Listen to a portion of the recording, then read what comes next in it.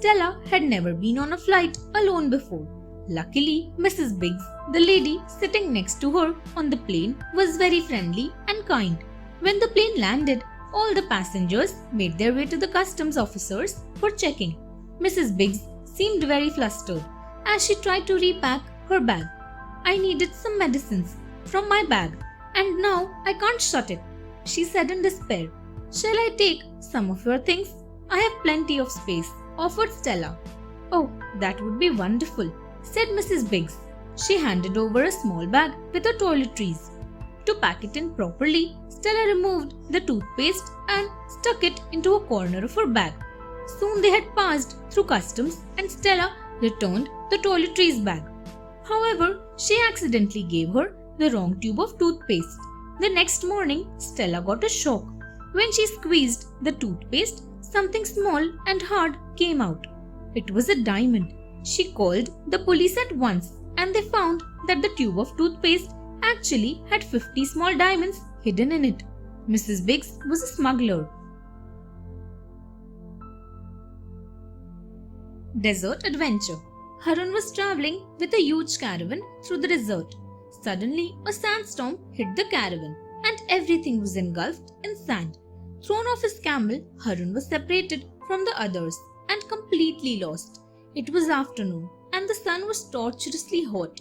"I must walk and find an oasis," thought Harun. With each step, he grew more and more thirsty. Suddenly, in the shimmering heat of the desert, Harun saw water. He ran towards it, but it seemed to move farther away.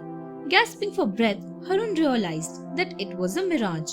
His lips were parched and his eyes could hardly stay open. "Water," he croaked before fainting. When Harun woke up, he could not believe his eyes. He was in an oasis.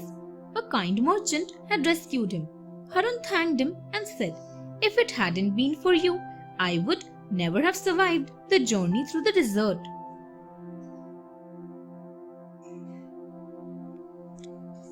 The Island of Gold. John's grandfather often told him stories about the wonderful places he had visited as a young man. The most amazing of these was the Island of Gold. Years passed and grandfather died, but he left behind a wooden box for John. Inside was a compass, a paper, and some gold coins. When he opened the paper, John was amazed. It was a map for the Island of Gold. John flew to Peru, and from there he hired a small fishing boat. Following the directions in his grandfather's map, he soon found himself in the middle of a set of tiny islands that do not appear on any map. The brightest, most beautiful island was the Island of Gold.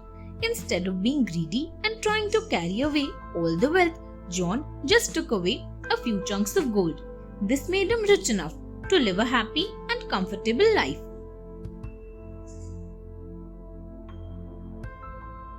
The Injured Bird. Roger and his sister Susan were spending their summer holidays with their grandmother. She had a beautiful little cottage on the beach. One day, while searching for seashells on the beach, Susan spotted a bundle. She called out to Roger, "Come quickly, it looks like a bird." Susan had found a seagull whose feathers were covered with oil.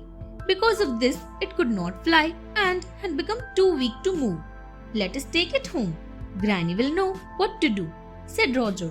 When Granny saw the bird, she said, "This poor bird must have got caught in an oil spill. We must clean its wings carefully." Granny wiped the bird clean and then fed it some fish.